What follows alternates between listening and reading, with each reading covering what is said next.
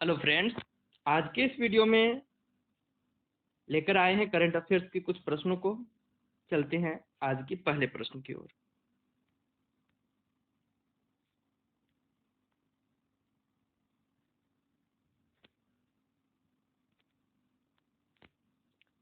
हाल ही में कहाँ हाफ मैराथन दौड़ का आयोजन किया गया?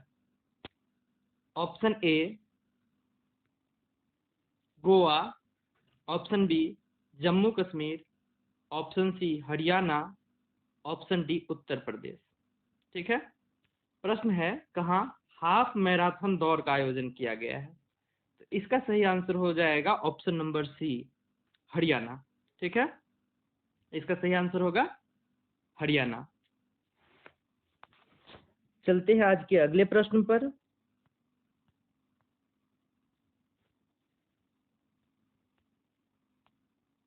हाल ही में विश्व वन्यजीव दिवस कब मनाया गया? ऑप्शन ए 1 मार्च, ऑप्शन बी 3 मार्च, ऑप्शन सी 2 मार्च, ऑप्शन डी 4 मार्च। पहले प्रश्न को ध्यान से देखना है।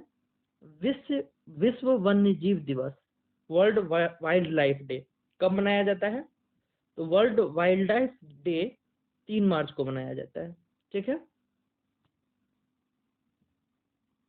Right, 3 March is the right answer. चलते हैं अगले प्रश्न पर।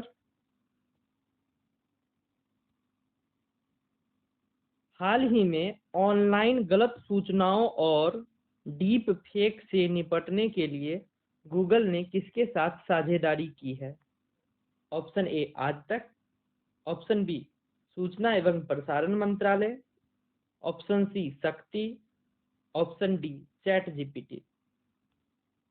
इसका सही आंसर हो जाएगा ऑप्शन नंबर सी, शक्ति। ठीक है, ऑप्शन सी शक्ति is the right answer. Question को ध्यान रखना है कि ऑनलाइन गलत सूचनाओं और डीप फेक से निपटने के लिए गूगल ने किसके साथ साझेदारी की है? तो ऑप्शन नंबर सी, शक्ति के साथ साझेदारी की है। चलते हैं अगले प्रश्न पर।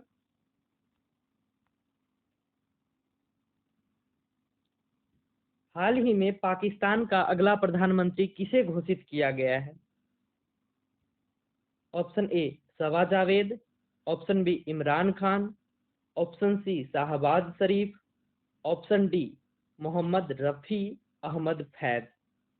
इसका सही आंसर हो जाएगा option number C, Shahbaz Sharif को। ठीक है, पाकिस्तान के अगले पीएम कौन होंगे? शाहबाज शरीफ। और बांग्लादेश के वर्तमान पीएम कौन है? तो शेख हसीना जी हैं।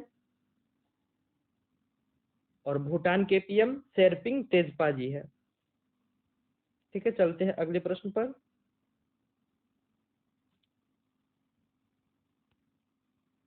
हाल ही में भारत और इटली के बीच दूसरा वाणिज्य दूतावास संवाद कहाँ हुआ है?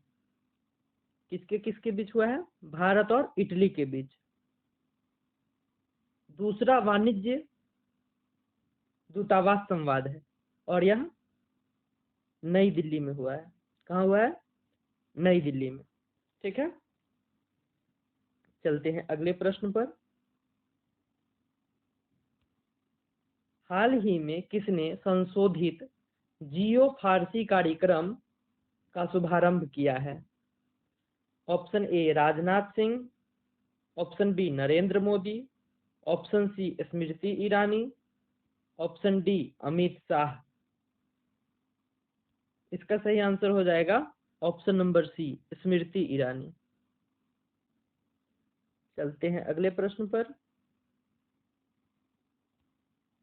हाल ही में किस राज्य में नवपाषाण युग के बच्चों की कब्रगाह की खोज हुई है?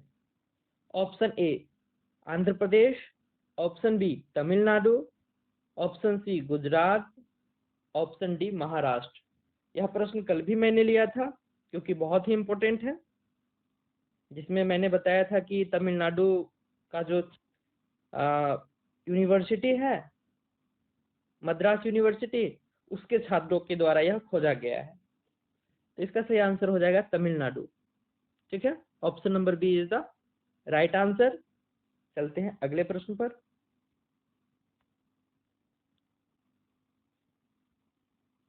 हाल ही में न्यूजीलैंड के पूर्व ऑलराउंडर जेम्स फ्रैंकलिन आईपीएल की किस टीम की कोच बनी है?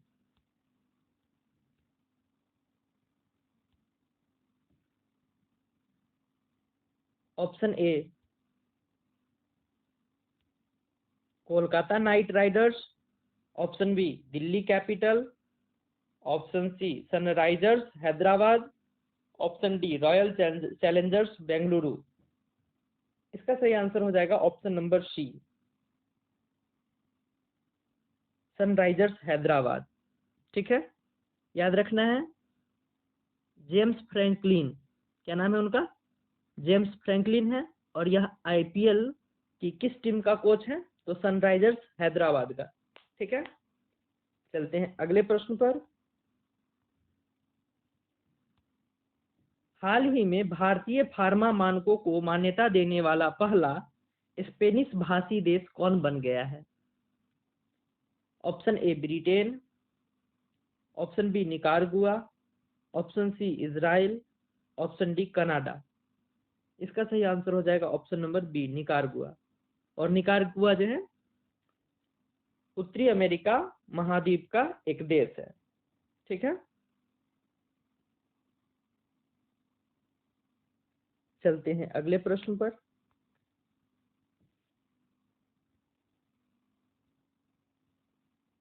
हाल ही में फैलेटी टियो किस देश की नई प्रधानमंत्री बनी है?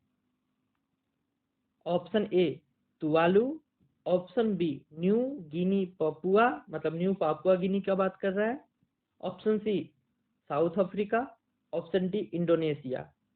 इसका राइट आंसर हो जाएगा तुवालू। ठीक है, option A is the right answer.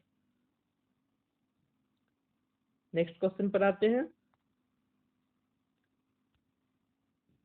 हाल ही में फरवरी माह में जीएसटी कलेक्शन कितने प्रतिशत बढ़कर 1.68 लाख करोड़ हो गया है?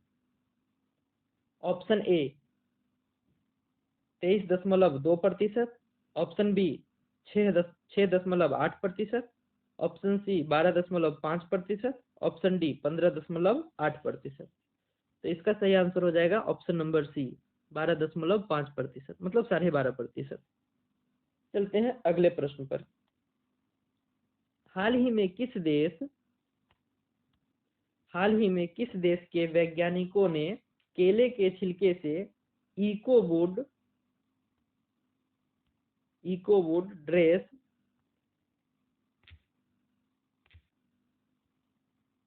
बनाई है? ठीक है, क्या है क्वेश्चन? किस देश के वैज्ञानिक ने केले के छिलके से इकोवुड ड्रेस बनाई है? ठीक है, मतलब केले के छिलके का इस्तेमाल जो है ड्रेसिंग मटेरियल के रूप में किया है। तो ऐसा करने वाला देश अपना देश भारत है। ठीक है, option B is the right answer. चलते हैं नेक्स्ट क्वेश्चन पर।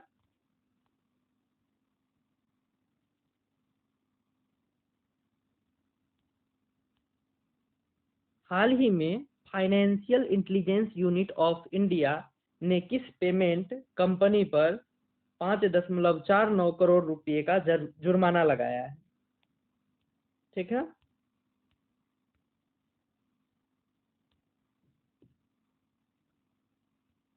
Option A Paytm, option B Lenskart, option C Google Pay, option D Hood. तो अभी हाल ही में प्रतिबंध जो है आरबीआई के द्वारा भी पेटीएम पर लगाया गया था, और यह जुर्माना भी पेटीएम पर ही लगाया गया है, और यह financial Intelligence Unit of India के द्वारा लगाया गया है। ठीक है, यह भी प्रश्न है कि किस यूनिट के किसके द्वारा लगाया गया है? तो financial Intelligence Unit of India company के द्वारा जो है पेटीएम पर यह जुर्माना लगाया गया है। जुर्माना की राशि है 5.49 करोड़ रुपये। चलते हैं अगले प्रश्न पर।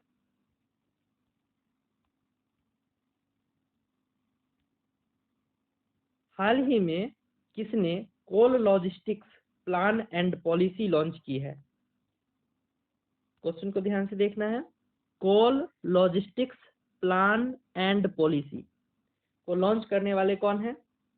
ऑप्शन को देखते हैं। Option A Arvind Kejriwal, option B S Jaishankar, option C Prahlad Joshi, option D Narendra Modi. इसका सही आंसर हो जाएगा option number C, Prahlad Joshi.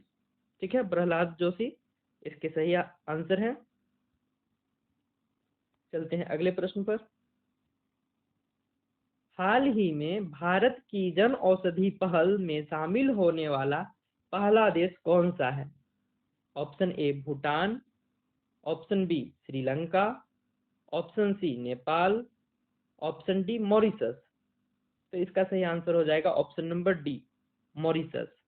ठीक है, भारत की जन औषधि पहल में शामिल होने वाला पहला देश कौन है? मॉरिशस बन गया है। और यह पहल जो है सन 2018 में ही शुरू हुआ था, कोविड से पहले, याद रखना है।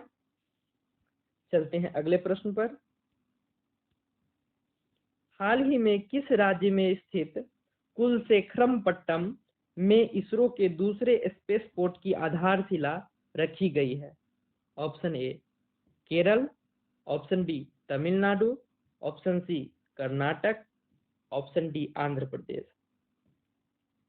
इसका सही आंसर हो जाएगा ऑप्शन नंबर बी, तमिलनाडु। ठीक है, तमिलनाडु के कुलशेखरमपट्टम नामक स्थान पर इसरो के दूसरे स्पेसपोर्ट की आधारशिला रखी गई है। यहाँ से जो है छोटे आकार के कम वजन वाले उपग्रहों को लॉन्च किया जाएगा। ठीक है, चलते हैं अगले प्रश्न पर। करंट अफेयर्स में का यह लास्ट क्वेश्चन था। अब आते हैं साइंस। ठीक है, साइंस के कुछ प्रश्नों को मैंने आज लिया है, बहुत ही इंपॉर्टेंट है परीक्षा के दृष्टिकोण से। हर एक परीक्षा में यह इनसे प्रश्न पूछा जाता है, इसलिए याद रखना है। विटामिन ए का रासायनिक नाम क्या है? ठीक है, तो विटामिन ए का रासायनिक नाम है रेटिनॉल। क्या है इसका रासायनिक नाम? रेटिनॉल। विटामिन बी1 का रासायनिक नाम क्या है? तो विटामिन बी1 का रासायनिक नाम है थायमीन। ठीक है, विटामिन बी2, विटामिन बी2 का रासायनिक नाम क्या है? तो राइबोफ्लेविन। क्या है? राइबोफ्लेविन। एकदम याद रखना है, बहुत ही इंपॉर्टेंट क्वेश्चन है और यह जो है हर एक एग्जाम में पूछा जाता है। 1 नंबर के लिए तो विटामिन से संबंधित क्वेश्चन पूछा ही जाता है। विटामिन बी3 का रासायनिक नाम क्या है? तो विटामिन बी3 का रासायनिक नाम है नियासिन। ठीक है, विटामिन बी3 का क्या नाम है? नियासिन। एक बार फिर से याद कर लेते हैं। विटामिन ए का रेटिनॉल, विटामिन बी1 का थायमीन, विटामिन बी2 का राइबोफ्लेविन और विटामिन बी3 का नियासिन। चलते हैं अगले स्लाइड पर। विटामिन बी5, तो विटामिन बी5 का रासायनिक नाम है पेंटोथेनिक एसिड। ऐसे भी 5 जो है यूज होता है, पेंटो मीन्स 5, तो जहां भी पेंटा शब्द आता है तो वहां 5 का बोध होता है। तो याद रखना है विटामिन बी5 का रासायनिक नाम पेंटोथेनिक एसिड है। क्या है? Pantothenic acid.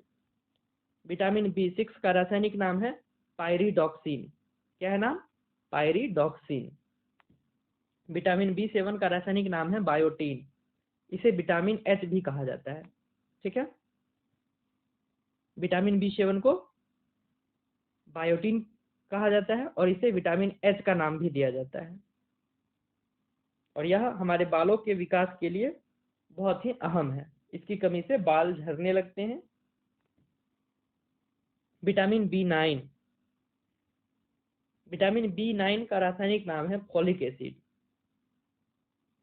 ठीक है, विटामिन बी12, विटामिन बी12 का रासायनिक नाम है कोबालामीन। ठीक है, क्या नाम है? कोबालामीन। फिर से एक बार हम रिवाइज कर लेते हैं।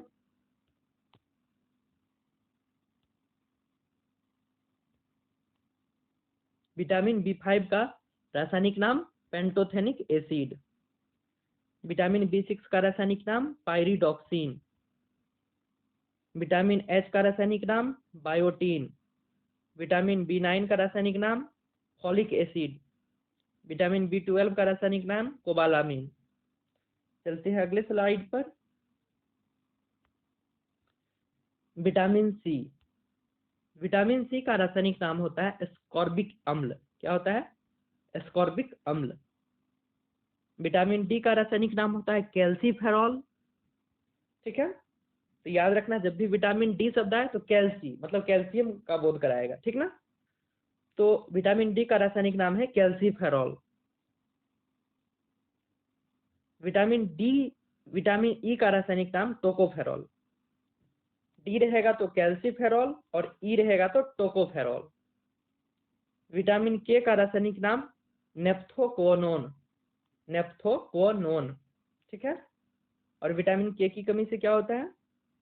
रक्त को जमने में ज्यादा समय लगता है ना।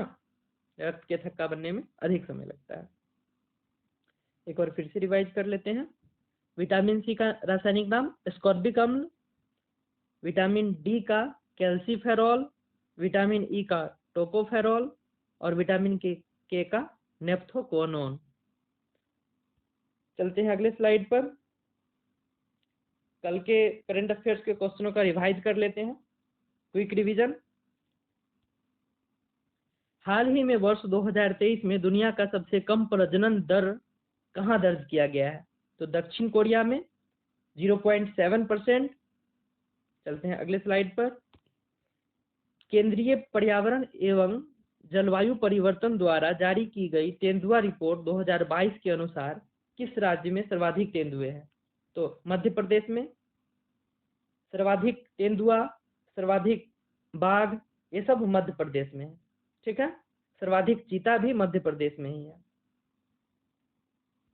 चलते हैं अगले प्रश्न पर। रिजर्व बैंक ऑफ इंडिया द्वारा 26 फरवरी से 1 मार्च तक कौन सा सप्ताह मनाया गया है? तो हाल ही में रिजर्व बैंक के द्वारा वित्तीय साक्षरता सप्ताह चलाया गया था 26 फरवरी से 1 मार्च के बीच में। याद रखना है, वित्तीय साक्षरता सप्ताह। चलते हैं नेक्स्ट क्वेश्चन पर। किस भारतीय कंपनी द्वारा पशु कल्याण पहल वनतारा शुरू की गई है? इसको याद रखना है, वनतारा, ठीक है। यह आपकी परीक्षा की दृष्टिकोण से बहुत ही वीवीआई क्वेश्चन बनेगा कि वनतारा क्या है। कुछ भी ऑप्शन दे देगा। ई कॉमर्स वेबसाइट है, जन कल्याणकारी योजना है, पशु कल्याण योजना है, तो इस प्रकार से आपसे सवाल पूछ सकता है। तो वनतारा शब्द को याद रखना है, ठीक है। तो वनतारा कार्यक्रम को शुरू करने वाला कंपनी का नाम है रिलायंस, ठीक है। रिलायंस फाउंडेशन के द्वारा यह शुरू किया गया था। चलते हैं नेक्स्ट प्रश्न पर। यह आपके परीक्षा में छपने वाला सवाल है, इस पर स्टार लगा लीजिए।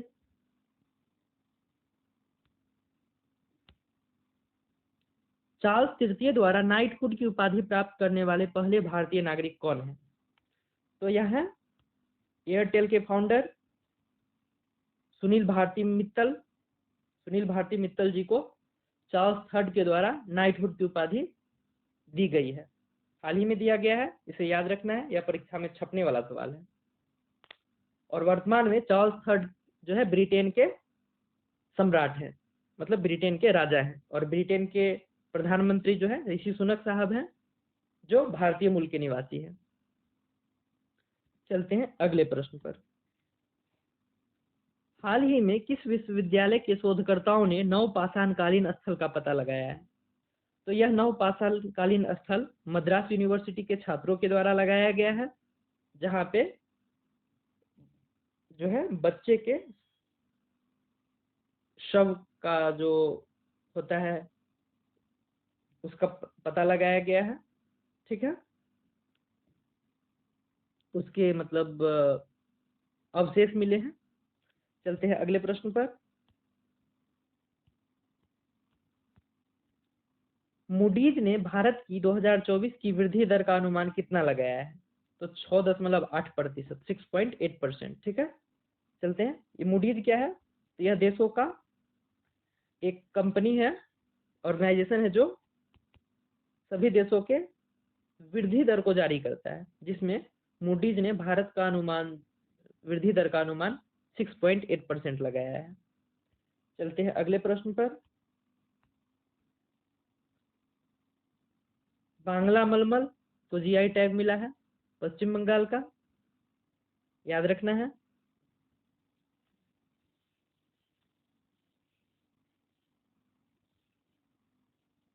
फरवरी माह के कुछ नेक्स्ट इंपॉर्टेंट क्वेश्चन को देख लेते हैं, फरवरी माह के इंपॉर्टेंट करंट अफेयर्स को। किस राज्य सरकार ने फाइलेरिया को खत्म करने के लिए एक मास ड्रग एडमिनिस्ट्रेशन अभियान शुरू करने का फैसला लिया है? तो Uttar Pradesh. Indian coast guard day मनाया जाता है 1 फरवरी को, और 4 फरवरी को मनाया जाता है वर्ल्ड कैंसर डे। ठीक है, वर्ल्ड कैंसर डे।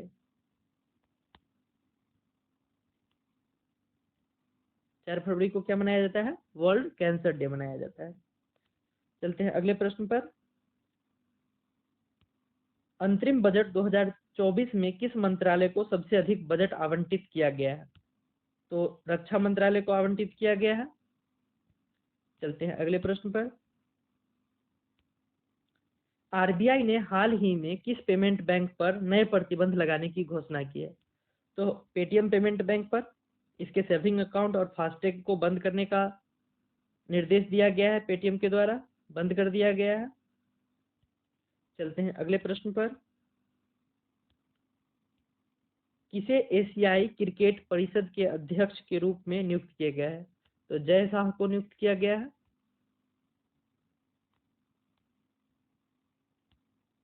भारत सरकार ने हाल ही में किस एयरपोर्ट को इंटरनेशनल एयरपोर्ट का दर्जा दिया है? तो सूरत हवाई अड्डे को दिया है, और ये सूरत हवाई अड्डा कहाँ है? गुजरात में। ठीक है, नेक्स्ट क्वेश्चन पे आते हैं। वित्त मंत्री निर्मला सीतारमन ने अभी तक अपने कार्यकाल में कितने बजट पेश कर चुकी है? तो कुल अभी तक 6 बजट वह पेश कर चुकी है। झारखंड के नए मुख्यमंत्री के रूप में किसने शपथ ली है? तो चंपई सोरेन जी ने लिया है। ठीक है, चंपई सोरेन। अगले प्रश्न पे आते हैं।